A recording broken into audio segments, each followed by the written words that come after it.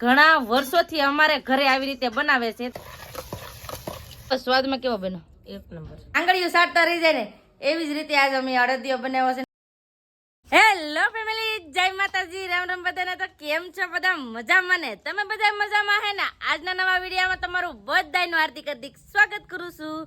તો આજે અમારે મસ્ત મજાની દેશી સ્ટાઇલમાં આજે એક રેસીપી બનાવવાની છે.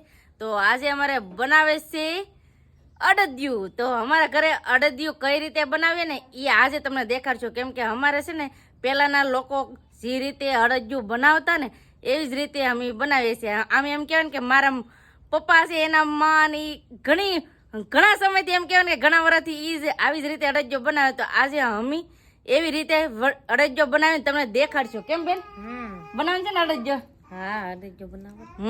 અને છે ને ઓલી ખેલે આપણે ઉખડીને એવું બનાવશે તો બધાની કમેન્ટ હતી કે કેમ મનીષાબેન એકલા બનાવે. તો જો મનીષાબેન બનાવે ને હું તમને દેખાડું. નકર અમને બે બહેનોને આવડે છે. કા બે બહેનોને આવડે પણ છે ને બેન તમને બનાવીને દેખાડે ને બેન બનાવતા છે ને હું તમને દેખાડું. એવી રીતનું હોય. તો આજે છે ને મસ્ત મજાનો અડદિયો પાક કહેવાય કે અડદિયો. તો એવી રીતે બનાવવાનું છે ને અડદિયામાં શું શું વસ્તુ નાખવાની હોય, કઈ રીતે બનાવવાનું હોય, તો એ બધું છે ને આજ તમારે જોવું હોય ને તો બધા વિડીયો બનાવી રહેજો. તમને બધાને મજા આવશે. જો તમને આ વિડીયો ગમે ને ફેમિલી તો પ્લીઝ એક લાઈક કરી દેજો. ચેનલમાં પહેલી વાર તો પ્લીઝ સબસ્ક્રાઇબ કરી દેજો. મીઠી મીઠી એક કમેન્ટ કરવાનું ભૂલતા નહીં. અડદિયો બનાવવા માટે છે ને પેલા લઈ લીધી છે કિલો અડદની દાળ. કેમ બેન? અડદની દાળ ચોખ્ખી કરી નાખી ને હવે શેકવાની છે. તો અડદિયો છે ને બનાવવા માટે અડદની દાળ છે ને શેકવી પડે. કિલો અડદની દાળ હોય ને તો કિલો હાકર હોય અને કિલો ઘી હોય. તો એટલું આપણે છે ને માપનું બધી વસ્તુ લઈ લેવાની. હાચી વાત ને બેન? એટલી વસ્તુ જોઈએ ને બધું કિલે રાખવાનું. કા કિલો ઘી હોય તો કિલો દાળ, હા, કિલો હાકર, હા, ને કાજુ બદામ જેટલું તમારે નાખવું એટલું. ને પ્રોસેસ મેન વસ્તુ તો માપે જ લેવાનું તો સરખી બને. કા દાળ, ઘી ને હાકર. 2 કિલા ઘી હોય તો 2 કિલા અડદની દાળ ને 2 કિલા હાકર. હા, તો આવી રીતે બધું માપસર લેવાનું. કા તો હારો અડદિયો બને. તો જો અટાણે થઈ ગઈ છે તાવડી ને હેકાય છે અડદની દાળ. અડદની દાળ કેવી હેકવાની તમને કહું. અડદની દાળ છે ને આપણે હેકવાની થોડીક આમ હાવ બળવા નહીં દેવાની. એવી રીતે બ્રાઉન થાય ને એટલી હેકવા દેવાની. તો આવી રીતે છે ને ધીમા આંચે અડદની દાળ શેકી નાખે. બધી અડદની દાળ શેકી નાખી છે. 1 કિલો અડદની દાળ તો આને છે ને ઠંડી પડવા દીધી. અને ઠંડી પડવા દેવી પડે કેમ કે છે ને ગરમ ગરમ ન હાલે એટલે ઠંડી પડવા દીધી. ને હવે છે ને આપણે ભરડવાની છે આપણે આ ઘંટલામાં.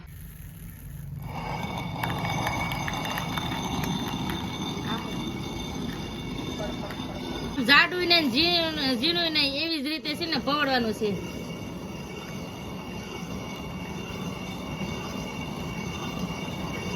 બેન છે ને હવે ભવડે છે અડદની દાળ. જાય બેન ભવડે છે અડદની દાળ અને મારે હવે ખાંડવાની છે સાકર. તો સાકર તમને બધાને ખબર હશે, મેં પેલા કહી દીધું કે અડદની દાળ કિલો લીધી હોય ને તો કિલો આપણે હાકર લેવાની. તો એટલે હાકર લઈ લીધી છે ને હાકરનો છે ને અમારે ભૂકો કરવાનો છે. તો ફટાફટ હવે ખાંડ એક લીધી, ખાંડીમાં કરવા માંડીએ ભૂકો.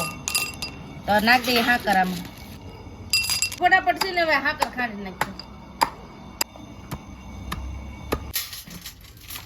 તો ફેમિલી આવી રીતે જો અમે ભૂકો કર્યો છે હાકરનો. તો આવી રીતે છે ને ભૂકો કરી નાખ્યો મસ્ત મજાનો. તો બધી હાકર છે ને એવી રીતે ખાંડી નાખી.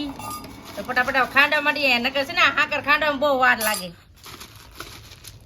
આ ભરડું કઈ હેલું નથી. આના કરતા મિક્સરમાં દળવું સારું. આમ ઠપ કરતું જવાનું, દળતું જવાનું.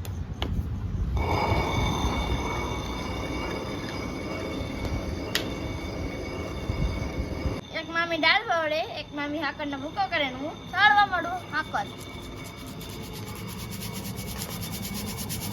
હાકર ખાંડી નાખી અને પૂજા બેન છે ને એને કરી નાખી છે સાળી નાખી છે. તો મસ્ત મજાનો હાવ ઝીણો છે ને ભૂકો થઈ જશે હાકરનો.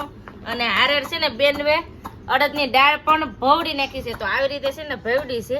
તો જે આને હતા છે ને અમારે હજી સાળવી પડશે. કા સાળવી પડશે કે ને સાળવી? હવે ને સાળવી ઝીણી કરી નાખી. ઝીણી હાવ કરી નાખી ને તો હવે બેન કે નહીં સાળવી પડે.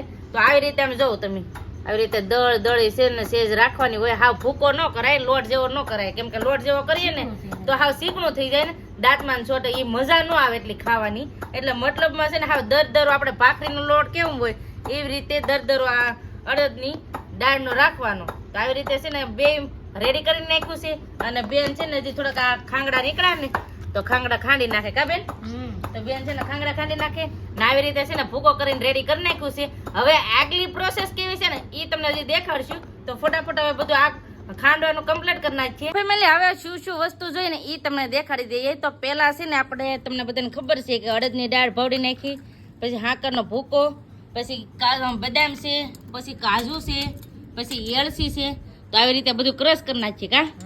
તો છે ને બેનો ક્રશ કરવાનું કરી દીધું ચાલુ. બેન કાજુના બટકા કરે ને હું કરી નાખું બદામના બટકા. તો ફટાફટ હવે બદામના બટકા કરી નાખીએ.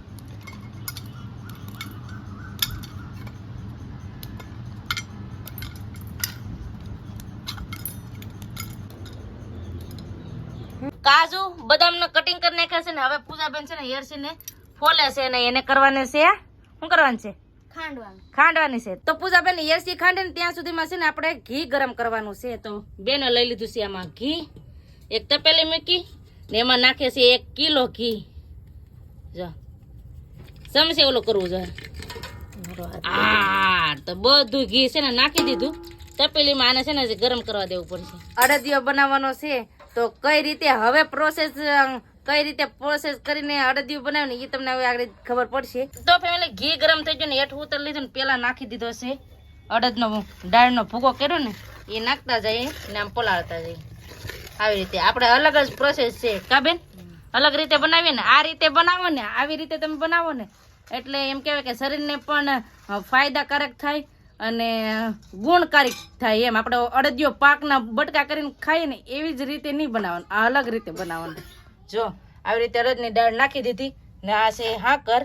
હજી બીજી વસ્તુ છે ને એ આગળ નાખશું ધીમે ધીમે પ્રોસેસ રીતે નાખતું જવાનું. એક આરે હંધું નહીં નાખી દેવાનું. તો ખાંગડા ન થાય ને એવી રીતે છે ને હલાવતું જવાનું અને દાળ નાખતી જવાનું કા? એ જો થોડુંક નાખવાનું પાછું હલાવતું જવાનું. આવી રીતે અમારે અડદિયો બનાવીએ. તો ફટાફટ પેલા છે ને નાખી દઈએ અડદની દાળનો ભૂકો છે ને એ પેલા નાખી દઈએ ઘીમાં.